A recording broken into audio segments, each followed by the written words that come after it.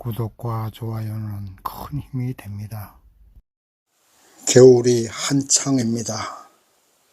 그러나 이렇게 매서운 겨울도 결국은 가고 봄이 오는 것이 하나님의 창조 섭리이고, 하나의 미랄이 땅에 떨어지면 30배, 60배, 100배의 열매를 맺는 것이 하나님의 창조 섭리입니다. 그런데도 인간들은 끊임없이 바벨탑을 쌓아서 하나님께 도전하고 또 그렇게 할 수 있을 것으로 착각하고 있습니다. 모든 것은 하나님의 창조 섭리대로 흘러가고 또 변화되고, 이루어질 것은 이루어지고 사라질 것은 사라지게 되는 것입니다. 오늘 본문 로마서 15장은 바울이 로마 교회 교인들과 이방인들에게 결국에는 하나님의 뜻대로 되는 것이니 하나님의 자녀된 우리는 서로 받아들이고 사소한 문제인 절기를 지킬 것이냐 안 지켜도 되느냐, 부정한 음식을 먹어야 되느냐 또 먹으면 안 되느냐, 이와 같은 것으로 서로 대적하거나 싸우지 말고 상대를 인정하고 받아들여서 덕을 세우기를 힘써라, 이렇게 말하고 있습니다. 왜냐하면 모든 인간의 역사는 결국에 하나님의 섭리대로 되기 때문입니다. 너가 옳으냐 내가 옳으냐 하는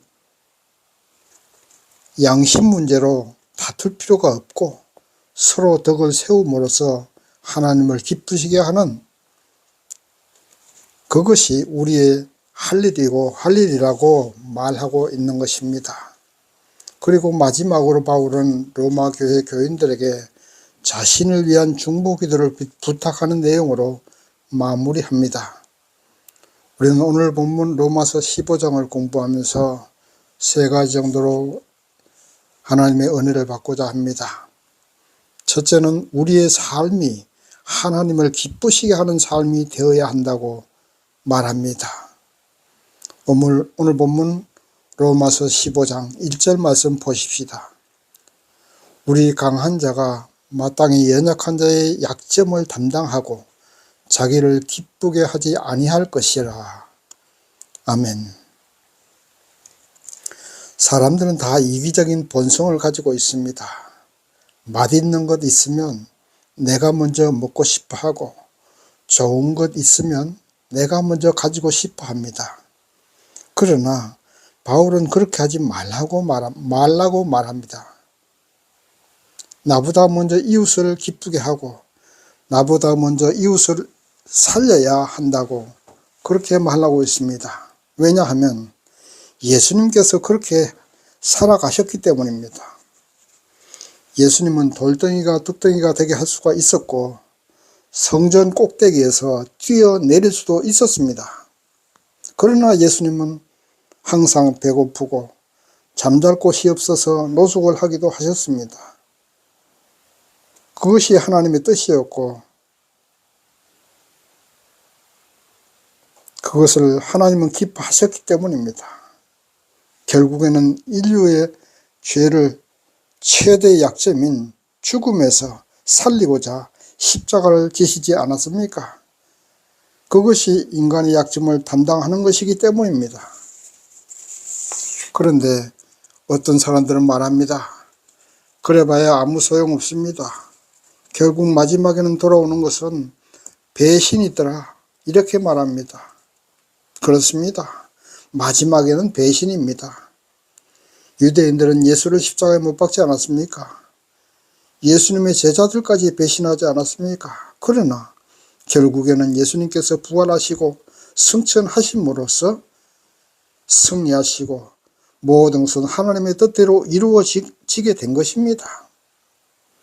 예수님이 그렇게 하나님을 기쁘게 하는 삶을 사셨으니 주님을 따르는 우리도 그렇게 사는 것이 영원한 축복과 영원한 승리의 비결이라는 사실을 마음 깊숙이 깨닫고 간직하시기 바랍니다. 죽은 것 같으나 사는 것이고 지는 것 같으나 승리하는 것입니다. 배신당하는 것 같으나 하나님께 상받는 길입니다. 내리사랑이라는 말이 있습니다. 부모가 자녀에게 사랑을 베풀고 형이 아우에게 사랑을 베풀고 경제적 여유가 있는 사람이 여유가 없는 사람에게 베풀어야 됩니다. 그것이 내리사랑 아니겠습니까? 믿음도 마찬가지입니다. 믿음이 좋은 사람이 약한 믿음의 성도를 받아주고 감싸주고 어루만져 주어야 됩니다. 그러다가 뒤통수 맞고 배신당하기도 합니다. 그러나 결국에는 하나님이 그것을 다 알고 계시고 배신당한 것, 뒤통수 맞은 것, 사기당한 것 다 알고 계십니다. 그리고 그것을 보상해 주십니다. 믿으시기 바랍니다. 인간에게 보상을 바라지 말고 우리는 우리보다 약한 자를 받아주고 나누어주고 용서해주고 용기를 주는 것에 관심을 가지고 힘을 써야 됩니다. 그것이 하나님을 기쁘시게 하는 것이고 그것이 교회를 부흥케 하고 하나님 나라를 확장하게 하는 그것이기 때문입니다. 그렇게 함으로써 가정이 편안하고 사회와 국가도 편안해지는 것입니다. 그리고 하나님 나라가 거기에 임하게 되는 것입니다. 그리고 우리의 모든 베푸는 것, 받아주는 것, 나눠주는 것 모두 다 하나님께 부활의 축복으로 보상받게 될 것을 믿으시기 바랍니다. 내가 살아가면서 어떻게 하여야 하나님이 기쁘게 하실까, 기뻐하실까 항상 생각하십시오. 내가 지금 하는 것이, 지금 하는 행동이, 또 지금 하는 생각이 하나님이 기뻐하실까를 생각하십시오. 사랑하는 사람을 위해서 꽃을 사고 선물을 준비하는 것처럼 하나님을 기쁘시게 하기 위해 우리의 이웃을 섬기고 용서하고 사랑해 주십시다. 그리고 복음을 전하십시다. 그래서 그들을 하나님 나라 백성이 되게 하십시다. 화목하고 덕을 세우십시다. 나 혼자 잘 먹고 잘 살려는 이기주의는 나도 망하고 이웃도 망하는 결과가 나옵니다. 그것은 사단의 최종 무기이고 사단의 종이 되는 길입니다.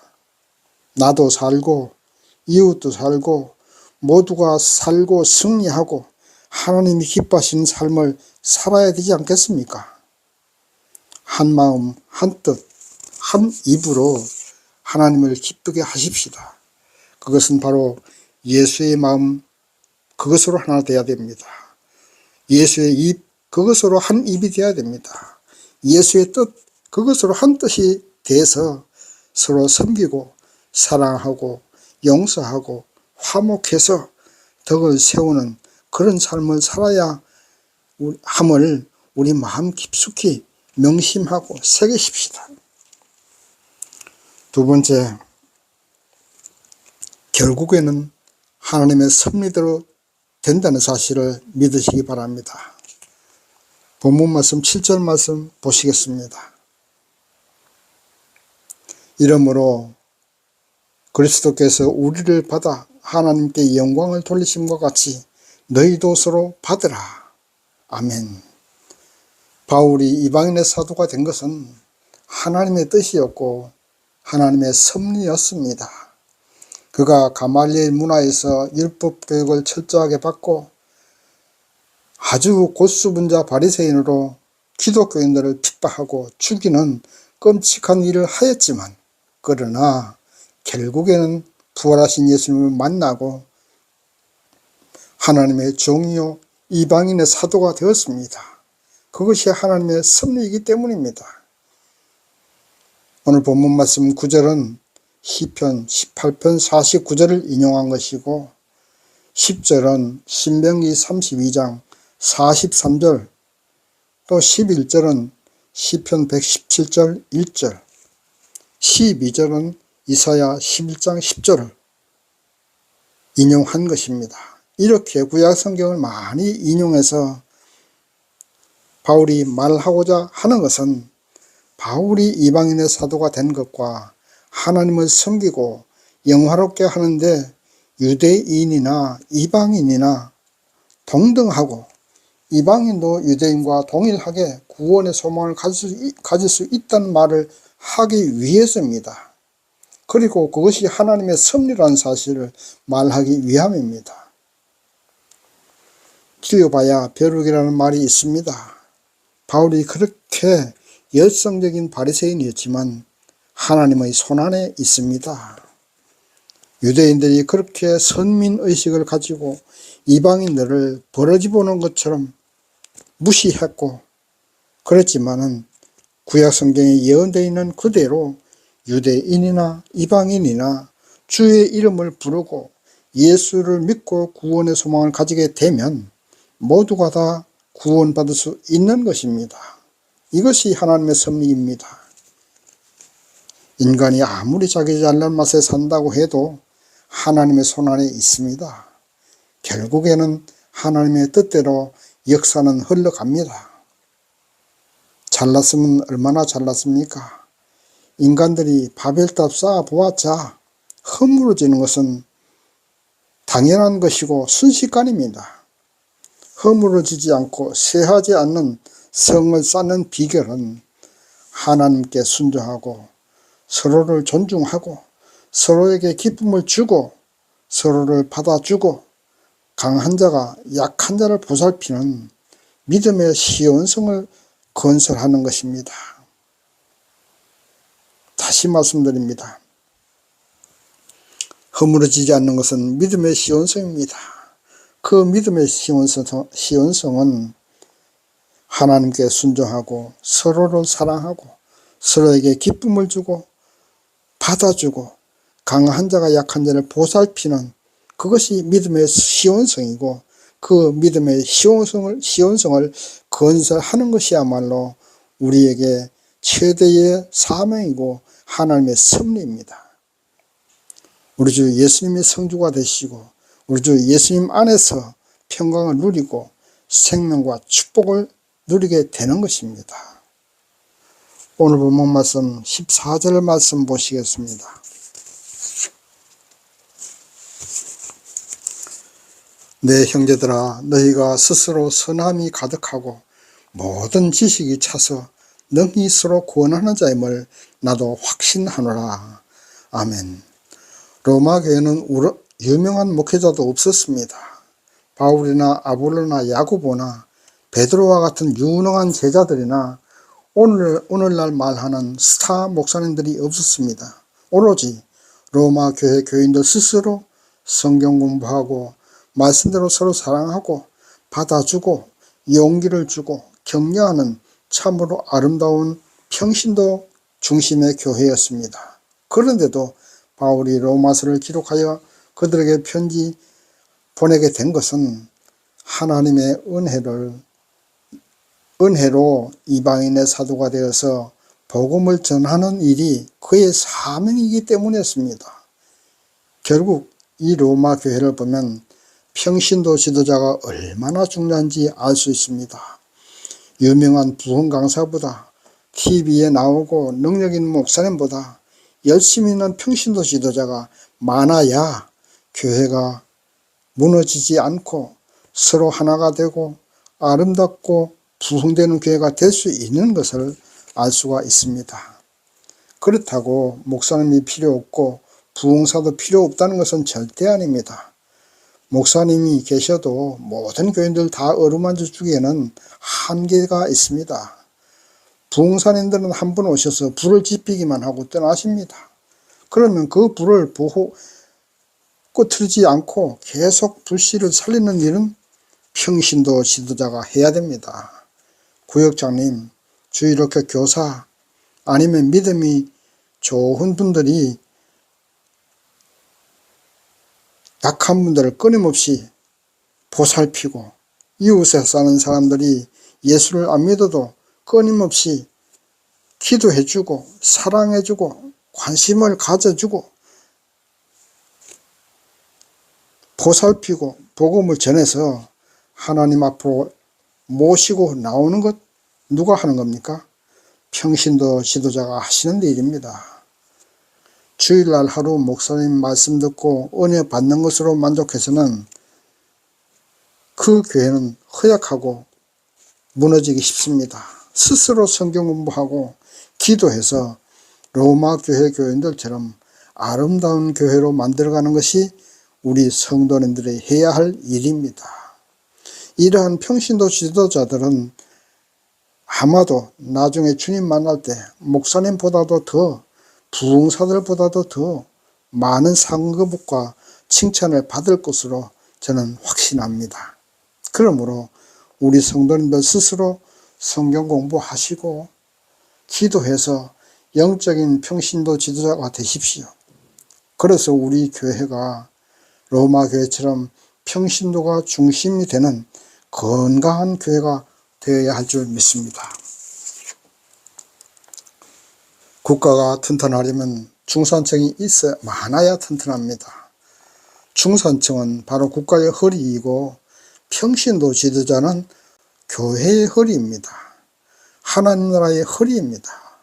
이 말씀을 듣는 한 분 한 분이 평신도 지도자의 소명감을 가지고 아름다운 교회를 이룩하시는 훌륭한 믿음의 성도님들 되시기를 바랍니다. 세 번째, 바울의 기도 부탁에 대해서 보십시다. 본문 말씀 30절 말씀 보시겠습니다. 30절에서 31절까지 보시겠습니다. 형제들아, 내가 우리 주 예수 그리스도로 말미암고 성령의 사람으로 말미암아 너희를 구원하노니 너희 기도에 나와 힘을 같이하여 나를 위하여 함께 빌어 나로 유대에 순종치 아니하는 자들에게서 구원을 받게 하고 또 예루살렘에 대한 나의 섬기는 일을 성도들이 받은직하게 하고 나도 하나님의 뜻을 좇아 기쁨으로 너희에게 나아가 너희와 함께 편히 쉬게 하라. 아멘. 바울은 1차, 2차, 3차에 걸쳐서 선교 여행을 하면서 가는 곳마다 기적과 표적을 일으키는 능력의 종이었습니다. 하나님은 언제나 그와 함께 하셨고 성령께서 그와 함께 하시고 인도하여 주셨습니다. 그래서 그는 땅끝인 서바나, 오늘날로 말하면 스페인입니다. 그 스바나에 가서 복음을 전하고 싶었습니다. 그러나 그렇게 서바나로 가기 전에 먼저 할 일이 있었습니다.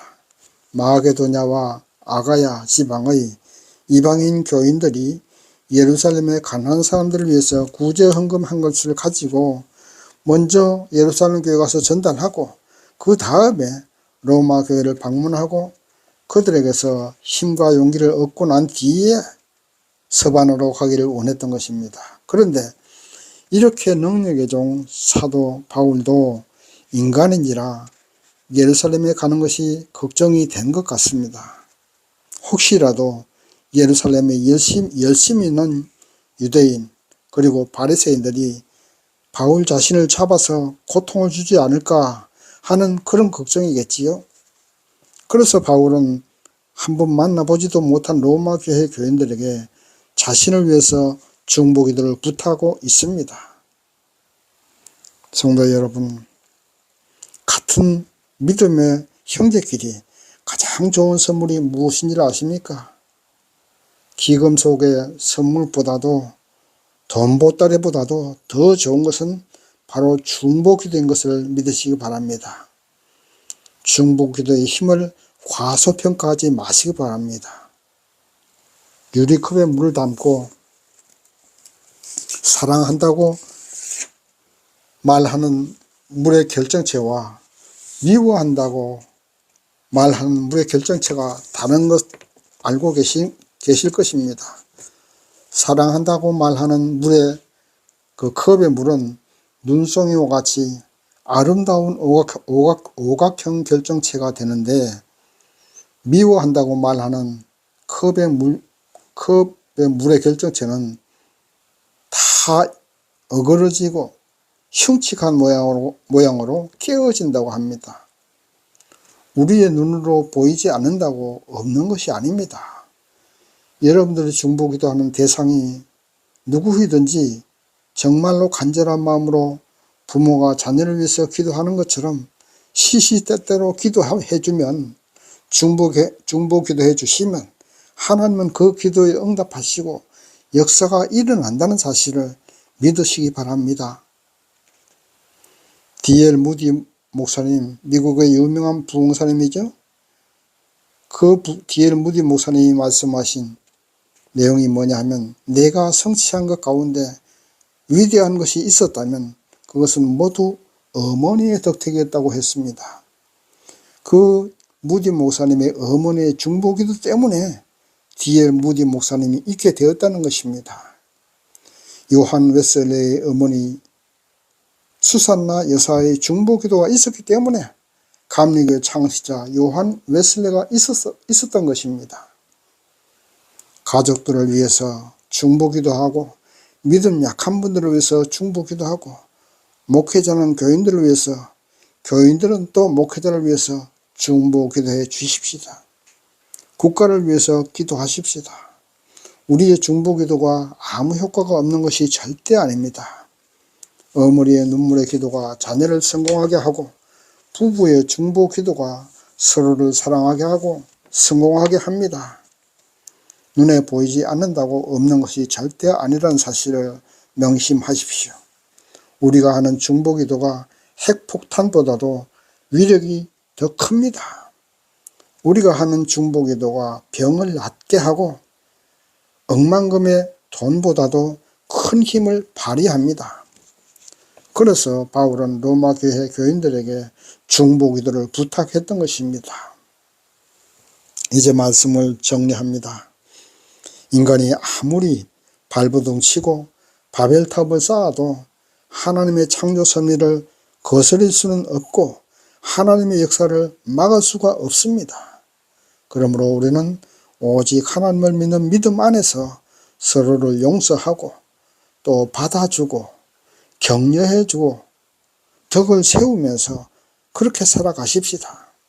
그리고 항상 중보기도를 해 주십시다.